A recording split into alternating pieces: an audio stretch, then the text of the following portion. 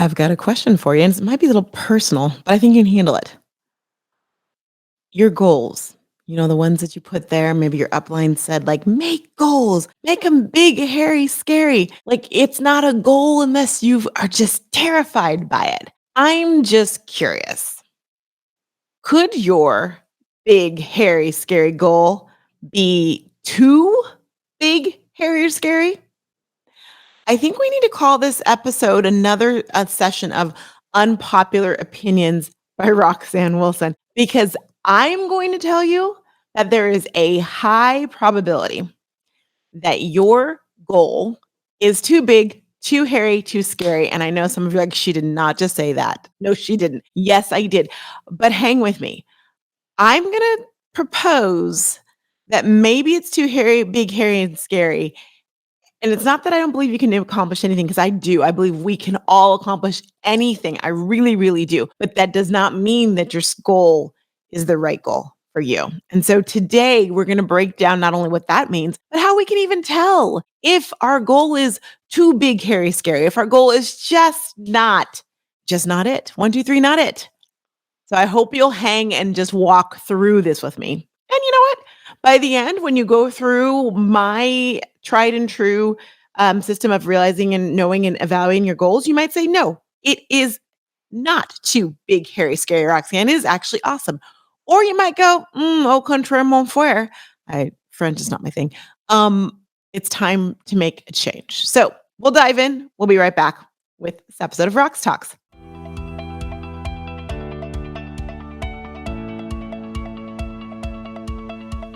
I'm going to sing it again. You know what? Happy holidays. Happy holidays. Maybe because I've been to a couple concerts this week, I really want to sing that for you, even though I'm hoarse. But here's what I need you to know. The holidays are a-coming. You cannot get away from it. I mean, I've heard people complain. Robin Arzon on Peloton was complaining just the other day about how she's like, can we enjoy summer before we have to have the pumpkin spice thing going on? And I'm here to say, probably not if you're a retailer. And you are a retailer. You are a business person. And it's time for you to be thinking about the holidays, not Thanksgiving, but I'm talking about Christmas, holidays, you selling Kwanzaa, Hanukkah, whatever you celebrate. It is time to get your strategy in place so that you are rocking that holiday. And in order to do that, it is time to start now. I'm adamant about this, if you can't tell with my arms flailing all around the place, because I know the importance of this. Having had a background in home shopping for an international home shopping company and doing all the things, I know how they think and I know how you should think. Knowing network marketers, one of the things we do is we wait for people to tell us what to do because we think that means we're being coachable. Well, if that's what you want to do, then wait for me to tell you what to do right now. Let me tell you that it's time for you to take control of your holiday season. Why? Because not only does it make this year end with a bang of success, but it also sets 2022 up to be a great year. But the only way you can do that and the only way you can be prepared is if you start now. So you're probably saying, okay, I'm ready to start, but how do I start, Roxanne? Well, I want to personally invite you to come to my Sleigh Your Sales and Strategy Workshop for Network Marketers. Why? Because it is the bomb diggity, and I do mean that. It's bomb.com, whatever you want to use in phrases and terminology. What I do in these sessions is give you a complete plan and help you work through it. So you're walking away knowing exactly A, what your goals are for the holiday season, B, how you're going to get there, and see what things to do and put into place now so you can be successful then. It is, again, thebomb.com. And I am doing these sessions once a week, all month long. Crazy McDaisy, I know, but it's because I want you to be successful. I don't want you to wait for your upline. I've been there where the upline says like 2 days before Black Friday, hey, let's do something. Or where your company in November is like, hey, we have a holiday special, or in December. I've seen both of those things. That's not okay. If you want to be successful, you've got to give yourself time. And giving yourself time means that you can actually spend time with your family and friends during the holidays. Novel concept. But if you've got an emotion now and you've got the things rolling, you're going to have an amazing holiday season. Would you like that? Well, then I highly recommend you go to socialstoriesmembership.com/holiday and sign up for a session. Now, here's the great thing. When you sign up, when you register, when you join the Sleigh Your Sales workshop, not only do you get to go to the one you want to go to live, but you get to come to any of them all month long and next month too, which means that you can get the tidbits, or if you're working on something, you can come back and go, hey, Rox, I'm working on such and such. What do I do with such and such? and I am here for you. I want to see that success happen for you. So join us. Let me just say, and when you go to the website, you'll see those who have done it. Yes, I started in August, are already loving it and are already putting into place an emotion, feel empowered about their holiday season. There's no reason that you can't feel the same way they do. There's no reason that you can't have the success that I want you to have, that you want to have for the holiday season. So dive in, and I'll see you at the next live workshop. You'll be happy you did.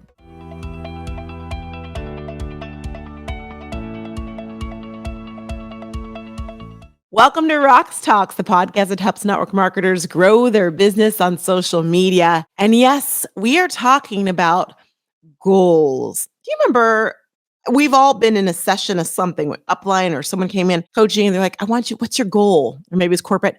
And you're like, my goal is this. And like, no, I need you to be quantifiable, all those things. I need it to be a SMART goal. And I need it to be a big, hairy, scary goal. And you're like, okay, all right. So I want to make $10,000 in the last quarter of 2021. You ever been there? I want to get the vehicle. I want to get the big title. I'm at this level, but I want this huge. I want to open up my orphanage for India in the next 2 months. Okay. No, I'm being kind of cheeky, but I'm not all at the same time.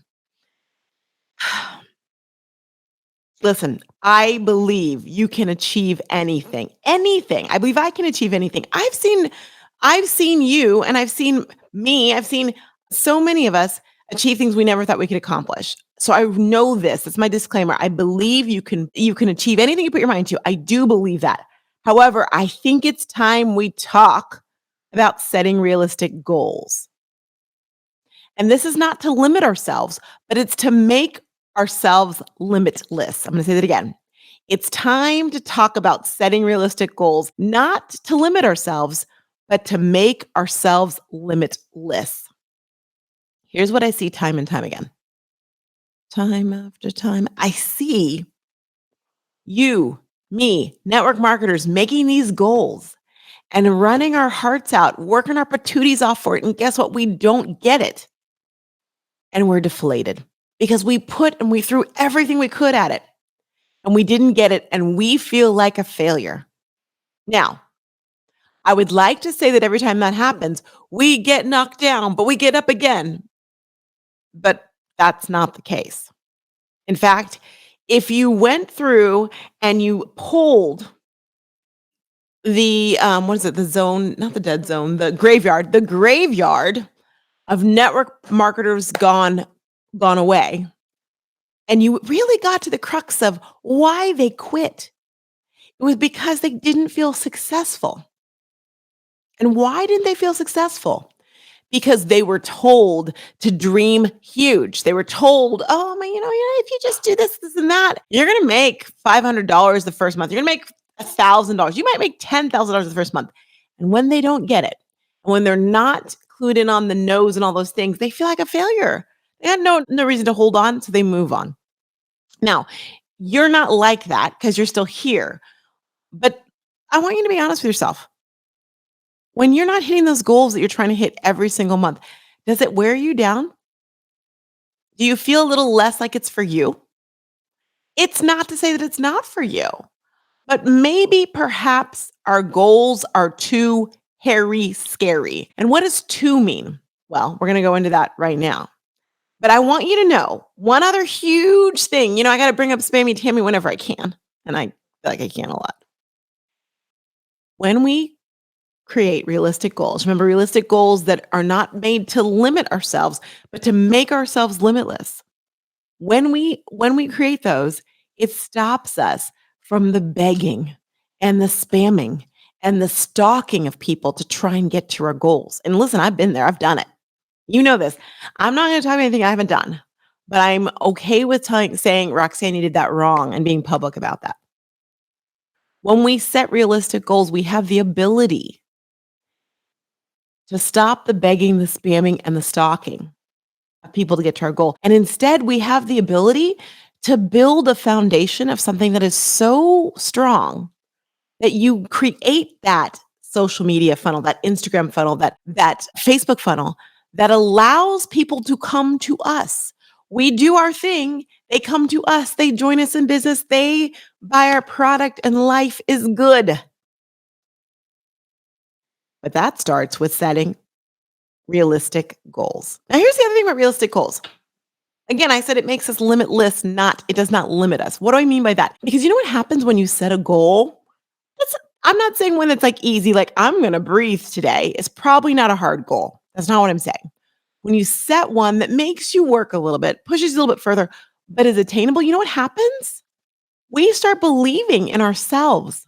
We start believing in the company. We start believing what we're doing. We don't let the gremlins and the bad ones, not Gizmo, but all those other bad ones. Don't eat after midnight. Don't drink water, whatever it was. We, um, we don't let them in. And we start seeing the true possibility of what we can achieve. And then we keep achieving it. We keep going. So how do we know? How do we know? One other thing before I answer that, I've got to say, for anyone out there who's ever reached a title, who's gotten the car, who's gotten the trip organically, and then been able to maintain that title, come on now, that's the best feeling. I remember those running for vehicles back when that was a major thing.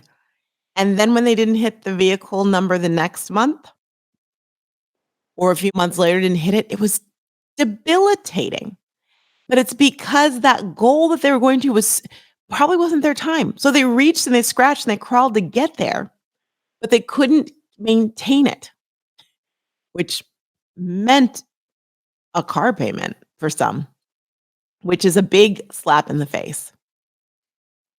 All right. So how do we know? How do we know if our goal is big, hairy, scary, too big, hairy, scary, or goal is just right? How do we know if it's a Goldilocks goal or when that's not a Goldilocks goal? First of all, you've got to read the room. We tend to get in this space where we're not aware of our surroundings and the reality of what we're in. We are network marketers. And I got news for you. If you're listening to this network marketing podcast, you are an overachiever in some ways. You are. You're like, maybe you don't see the fruits of that in your volume right now, but it means you're headed that way. I know that you should know that. But I want to just give you some stats of the network marketing industry because we don't talk about this enough. We don't talk anymore. And PS, and by the way, you all have an income disclosure statement. I recommend you go look at it. Go on your website and read it. It will sober you, yes, but it will also give you a reality. It might make you realize how great you're doing. Did you know that the average network marketer makes a whopping, or maybe I should ask you, how much does the average network marketer make in a year? The answer, my friends, is not blowing the wind. The answer is zero or negative dollars. In fact, 25%, only 25% of network marketers actually make money. 25%. So first, I want you to know that if you are making money in your network marketing business, you're doing amazing. Congrats. If you don't know, we will talk about that on another podcast because that's an important thing we need to discuss. But 25% are making money and only 14% of that 25%, do that math. Don't ask me to. 14% of that 25% make less than $5,000 a year, not a month, a year. So of the quarter of network marketers out there in the world, only 14% of them make less than, of the 25% make less than 5,000. Sorry, that made that sound confusing. Now, some of you are going to say, well, Roxanne, that's because a lot of people are they're dabblers, they're product buyers, they're hobbyists. Let's stop that nonsense because first of all, it makes them sound less than, and they're not. And realize that the reality of it is this. That would be like me saying, oh, well, most of the people in the company may not make a certain amount of money, like a 9-to-5 job, but that's because they're not taking it seriously. They're showing up, they're buying product, they're actually a wholesaler, distributor, consultant. They count in the number. And we all have to admit that at different times we're in different places. So let's not go there. Let's look at, because even if you took out, let's be real, even if you took out the people who are doing it for the deal, the discount, still not a large number. It's still not, we're still only talking about 25% are making money. That's not to disparage the industry I love so much, but I want you to have a reality check and sidebar and going down the rabbit trail. This would be and we will talk about this in another podcast, but wouldn't it be interesting if we were realistic with people as they were coming through the door, considering whether this was for them? If we're realistic and we let people know what most people achieve from network marketing, then you're going to attract people who have a realistic expectation. Doesn't mean they're not going to go for the gold, but then you're not setting people up for failure. You're not disappointing them. You're not creating anti-MLMers because you spent all this time saying, "Oh, well, you'll be able to have that orphanage in no time." And that's not realistic. Just a sidebar. That's a mountain I like to talk about. Not die on, but talk about. So I want you to read the room. Now, reading the room also, not just saying where's the industry, where is the let me go look at my income disclosure statement and see what people in my company are doing. And why is that important? Because you've probably surrounded yourself with overachievers. And sometimes when we surround ourselves with overachievers, we start to diminish our ability and how amazing we are. I'm not in the comparison game. That's not what I'm saying, but I am in the let's be realistic game, right? We're about realistic goals. The other thing you want to do when you're reading the room is you have to ask yourself, where am I right now? And if you are, for example, making $500 a month, then for you to say that by the end of this year or by the end of next month, you want to be making 10,000 is not realistic. If you're at a certain level, let's say you're at the diamond level and you want to get to the emerald quadruple Moise, I don't know. I'm not making up gemstones, but I'm making up names level, and that's 10 levels up. You have to ask yourself, can you realistically get there from where you are in the amount of time that you wanted to get there? Not can you get there eventually? Sure you can, but let's be realistic. So you've got to, and I want you to write down like, where am I right now? What's the current place I'm at? What's my volume? How many team members do I have? How many of those team members are working? Right? What activity am I currently doing in my business? In other words, on a weekly basis, I put in X amount of time. I do X amount of posts on my Facebook or Instagram. I do all the other layers of Instagram or Facebook. I reach out to X amount of people. Write that down. I want you to look at it when you're deciding. And then the next thing you have to ask yourself is, do I currently have a social media funnel? Where am I creating my social media funnel? Do I even know what that is? I'm like, well, I do a reels because people say you'll get more followers, but no, I don't have any way for the followers to get any further than that. Like, do you have a funnel? And if you don't know what a funnel is, you probably don't have a funnel. So make sure you write that, all of it, all the things. What are you doing? Know that. Do you have an email list? Do you have a list? Because all of those things are important in determining where you are right now. It's not bad or good whether you have them or not. I want you to know that. It's not bad or good. It's just you're assessing, you're reading the room. And where are you in that room? Okay, so the next thing you're going to ask yourself is what are you bringing to the table? What I mean by that is this. Knowing that you have this goal that you want to get, what are you bringing to the table? What are you bringing to the table to get to that goal? So, first and foremost, ask yourself, how much of a priority do you even care about this goal? I have a goal of $10,000 a month. Awesome. How much do you need that? Do you want it? Are you in it to win it? Now, this is not healthy. So I will disclaim, but in my 20s, I created this little game. It is horrible. It's horrible. And maybe it's a middle child like thing. I don't know. But like with my friends, I would ask myself, okay, Roxanne, if let's make up a name, if Jenny was, oh, I know, Jenny, that's not fair. If Roberta, I don't know Roberta, if Roberta had to choose between her friendship between you and Jemima, okay, who would she choose? But I always go one further and go, okay, no, I mean, like if she's at the edge of a cliff and she has two hands and she's holding on to you and Roberta, but she's got to let go of one hand to get off so she doesn't fall off the cliff. She has to let go of one of you. Which one would she let go of? And I would literally and let me just tell you, most of the time I was dropped off the cliff, but I really did all like everyone. This is if I have friends watching, like you did yeah, I did. That's what I did. And I go, okay, I wouldn't get upset about it. Sensitive me would be like, okay, it would I would put it in a hierarchy and understand the priority of the friendship, and I was fine with it. Okay, that's a little overshare, but let me go back to this. When you're talking about how much of a goal, how much of priority your goal is, my question for you is I want you to write down your other priorities. Family's probably one. If you have a 9 to 5, that's another one. If it's another hobby, something you do, the kids, write them all down. And then play Roxanne's little cliff game. We'll call it the cliff game. And go boom versus boom. Family versus this $10,000 goal. If you have to drop one off the cliff, which one would it be? It's horrible. But here's the thing, it makes you decide because you can't say both, you can't say neither, you got to choose. I ask you this because I want you to get really real with yourself on what and how much of a priority this goal is. Even like watching my favorite TV, watching the new season of Bridgerton if it ever comes out, and this, like all the things that could pull you away, working out, all of the things.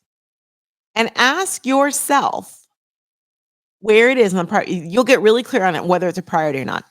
You will. And wow, it's very telling. All of this will make it very clear for you. Okay. So, and then I want you to say those things that you're going to save instead of this goal on that cliff, write those down because those are big priorities. Now, once you have those, ask yourself, are those priorities, those things that I would save over this goal, are they going to impede my ability to get to this goal in this time frame? If they are, I've got to ask myself, can I do both things in this time frame? Which leads us to the time frame. Like, not only how much time are you willing to put into it? Think about all the things you have on a regular basis. How much time, and you know your priorities now, are you willing to put into getting this goal? But how much time did you give yourself? Did you give yourself 1 month? Did you give yourself, like, it's interesting. When people are looking at joining Social Stories membership, one of the number one questions I'm asked is how much time will it take me to build out my social media funnel? And I have to turn that back on them and say it will take as much time as it takes you. I can't answer that for you because it's different for everyone. Those who are like laser focused in could take less time. However, there are, of course, there's certain things you got to do for 30 days and whatnot to build them out. But when it's like, how much time is it going to take me? I don't know. You tell me. The average person is going to take at least 6 months to build out a proper social media funnel. Does that mean you're not going to grow and build and get sales in the meantime? No, you absolutely will. However, the funnel won't be like ta-da for at least 6 months, sometimes a year, and that's okay. But that's reality. Now, but I can't tell you exactly how it's going to take you because I don't know how much time you're going to put into it. I don't know what other priorities are going to take you away from it. So you have to ask yourself with your goal how much time am I going to put into it within the frame of time, my deadline, right? And then ask yourself, is it realistic? Is it realistic? Because a big, hairy, scary goal isn't achieved on its own. You have to put in the work. Whether you believe in divine miracles or not, and I do, there's still work that you have to put in. You do still have to show up. And if you're not going to show up, then it's probably not a realistic, hairy, scary goal. It's probably too hairy, scary, big and hairy, scary.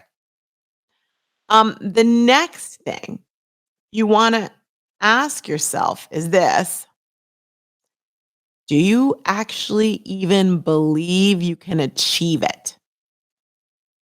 I had a boss once who used to say, if you believe, you will achieve. I think it was a quote from someone else, but he always used to say that like jokingly. And I was like, I'm like, that's cheeky, but it's actually true. Do you believe you can achieve it? Did you make this goal and you don't really believe in your heart of hearts you can achieve it? Because if you don't believe you're going to achieve it, guess what? You're not going to achieve it. I'm going to say it again. If you don't think you can get there, you're right, you can't. I can't help you. This podcast can't help you. Ain't nobody can help you if you don't believe you're going to get it. Your uplines can't help you. No one can help you. So do you believe you're actually going to achieve it? If you don't, then Houston, we got a problem. And then yes, your goal is too hairy, scary. I have big goals. I have a big goal right now. Big, huge goal. I got a deadline. Deadline is in 8 days. Do I believe I can achieve it? I absolutely do. Now, do I have moments of, oh my gosh, am I going to get it? Yeah, I do. But do I believe I'm going to get it? Yes, I do. With my heart of hearts, I know it's already done. And so I'm just going towards that finish line. But if for a second I don't believe I'm going to achieve it, guess what? Every goal I don't believe I'm going to achieve, I do not achieve. True story. And every goal I believe I'm going to achieve, I achieve it. Now, do I achieve it in the same time that I've always said I was going to? Not necessarily. Sometimes I achieve it sooner, sometimes later, but it happens. This is a powerful muscle. I'm pointing at my head, y'all. Big muscle for those listening, not watching. If you don't believe you can achieve it, then it is too big, hairy, scary. The next thing you want to ask yourself are what are some goals, some smaller goals or mile markers that you can create along the way? Some rah moments, some I've gotten there, some I'm achieving it, I'm getting closer. I'm getting to it. One of the things my family, my dad got tired of the commercials of Christmas. And so for 10 years, we left the country for Christmas and New Year's. 10 years. And then we went all around Europe for most of it. We did go back to our home country of Trinidad, but we went like you name it, we probably went there. We went to Ireland, we went to Scotland and Turkey, Egypt, Jordan, um, I already said Ireland. What's that one? Greece, Italy, Spain, Portugal, and we also went to Jerusalem, to Israel. And what I found was so interesting, we took our Bibles with us. We went there and several of the places. There's so many, it's so fascinating. But what really was interesting to me is that everything that was in the Bible where they thought they knew where it happened, they created church around it. They created a monument. They created a mile marker. They created a milestone. They created a moment. And if you read the Old Testament, that's like they would stop and create. That's what they did. They would create altars and take a moment and like reflect. And I'm a big believer that we should celebrate all those mile markers. We don't do that anymore. We just keep going real fast, faster, faster, faster, faster, faster. Are you there yet? Are you there yet? And we don't look at the journey. And I mean, Miley Cyrus might have said it best. It's not about how fast I get there. It's not about what's waiting on the other side. It's the climb. And I know you're probably laughing at me right now, but she's right. Whoever wrote that is right. It's the journey. And along that journey, we need to give ourselves mile markers. So I want you to take a moment and ask yourself, what are some mini goals or mile markers along the way to that big, hairy, scary goal that would be like, dang, I got there. Now, you know what I'm going to say. As you list those off, some of those may just be what your goal should be right now. Only you will know that. But if those mile markers are like, wow, I did that, maybe that's the goal. Maybe that's the short-term goal to get to the long-term goal. When the long-term goal is so big, hairy, scary, we stop believing. And when we stop believing, we don't try. And we prove ourselves right on how we can't get there. But if there's a smaller goal that we believe we can get to, that we can climb to, that we can reach to, that takes effort, but is something that you can see along the horizon, you can visualize, guess what? We can achieve that. And then when we get there, we celebrate that.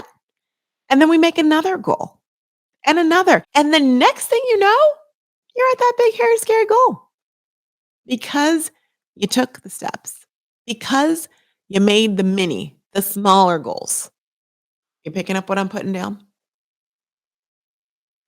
Okay, so knowing all this, all that we've discussed, reading the room, assessing where we are right now, being real with ourselves about what we bring to the table. Who are we? What are we willing to put in? Is it a priority?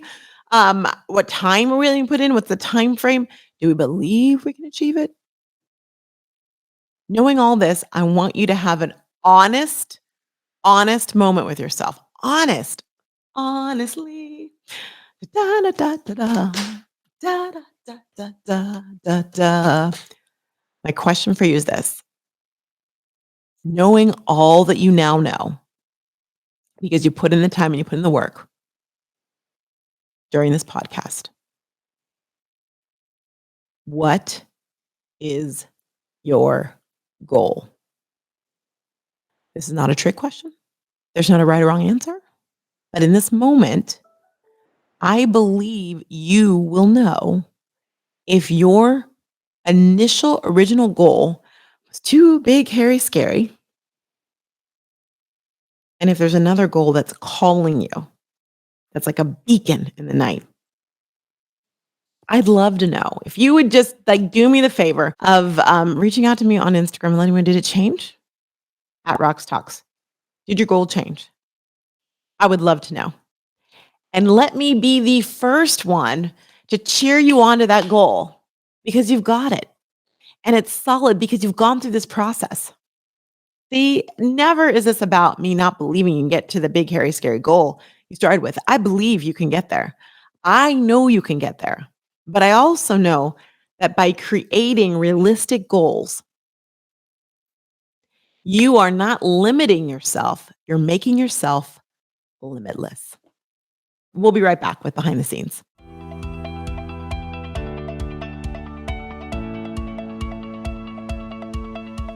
So, some of you might be going, she's sitting down. That's not normal. What's she doing sitting down today? I'm a believer in standing up as much as I can when I'm actually doing a podcast, which is like right now. However, y'all, I'm not going to lie to you. I am tired. I'm tired and I'm hoarse. So a horse is a horse, of course, which is probably why I'm being a little wacky with music. Forgive me. But I told you that this week I was headed. Now we're recording this on 23rd, so I just got back. Well, on this past week, Thursday through yesterday, has been like a concert extravaganza for me. If you're watching it, you see the shirt. And I don't know if you can see the people, but let me just name them for you. That would be Joey Fatone, that Joey Fat One. This would be AJ McLean. Down here is Wanye Morris and then Nick Carter. I did get swag. I told you I was going to Vegas to go. My sister and I went. They were amazing to opening night to what they called the after party. Y'all, it was so good. I can't stand it. Like they sang all the songs I knew I needed and the ones I didn't know I need from Backstreet, In Sync, my boys In Sync, and Boys to Men, which I guess I'd forgotten how much I love Boys to Men. And Wanye Morris, if ever you listen to this, I think I was sleeping on you.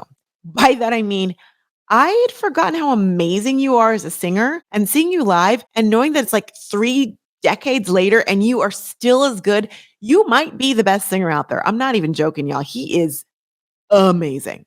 The whole concert was fantastic. The way that their chemistry together was awesome, was funny. It was so good. From the second they started singing, which by the way, we're sitting there, lights come on and they start with pop. Sick and tired of hearing all you people talk about. And I'm like, yeah. My sister grabs my leg. I'm like, what? I look up and Joey Fatone, my man, Joey, is literally, because I'm in sync all the way. JC Cheza and I were supposed to get married. He just doesn't know it. And I did it, knew, but he didn't know. 2 feet away from me, like in the audience. I'm like, ah. And there were times where Nick Carter was there and AJ, Wanya, you're the only one who didn't come that close. But they were phenomenal. It was so much fun. I sang. I was up on my feet from the beginning. I sang every song except for the new one that AJ has that I didn't know. And I was getting hoarse. I danced the whole time. It was awesome. They brought out Luis Fonsi, who sang Despacito with them. Hello. Oh my gosh, it's so good. So good. Anyhow, yeah, the Despacito guy came out and they sang Despacito. It was so good. So good. The concert, they did 2 hours straight. Concert ends. We go to bed. We get up super, super early, come back in time. Come back Friday. And then on this was not planned this way, it just happened this way. Then on Sunday, Scott and I had plans to go to the Newport Beach Jazz Festival because we'd never gone to their summer concert series. Let me get that name right. We'd never gone. We always say we should go. We missed some people we should have gone to. And I'm like, we're going this year, darn it. You know, the whole like being in a pandemic, you're ready to we've always missed it. Life is short. Let's go. So we went to go see Richard Marx and it was so good. If you follow me on Instagram, you saw the stories and I'll probably do a reel of that one too. I did a reel of my boys, but Richard Marx, how is your voice still so good? Oh, it was it was fantastic. And so that was last night. We got home, I don't know, 10:30, 11, and then well, got up early because it's a Monday and life keeps going. Scott had his trainer. And so I was up. And so I'm like, oh, back in my day, being a single girl in Austin, Texas, which was the place of the time to be for singles, we'd go out every night. We'd dance, we do all the things. I was a good girl, but I was out there. And I think I was able to recuperate today. I'm like, gosh, I didn't drink like I used to. When you do, like I was a responsible adult, and yet I'm exhausted and my voice is like hoarse. I haven't had a hoarse voice in forever. So I might be aging. That's okay. That's okay. That's part of life. But it was phenomenal. If you get an opportunity to safely go to a concert, go. Just go. Gosh, I didn't realize and remember how much I needed it. And frankly, since we moved to California, I haven't been to as many concerts. Now, Austin, live music capital of the world. I was spoiled with South by Southwest. ACL was never really my thing. All those people and all the dirtiness. But South by Southwest, I like those intimate areas where the audience is not huge. Everyone has a good seat, and you really get it. Anyhow, it was what I needed. So that was fantastic. And that's all I got for you because I've been talking enough. But yeah, if you can safely go to a concert, go. The other thing is, I just hope you're doing well. I hope we're learning to be kinder to each other. I hope the only thing I can do is be kind to you and hope that you pay it forward and I'll pay it forward and we keep paying it forward.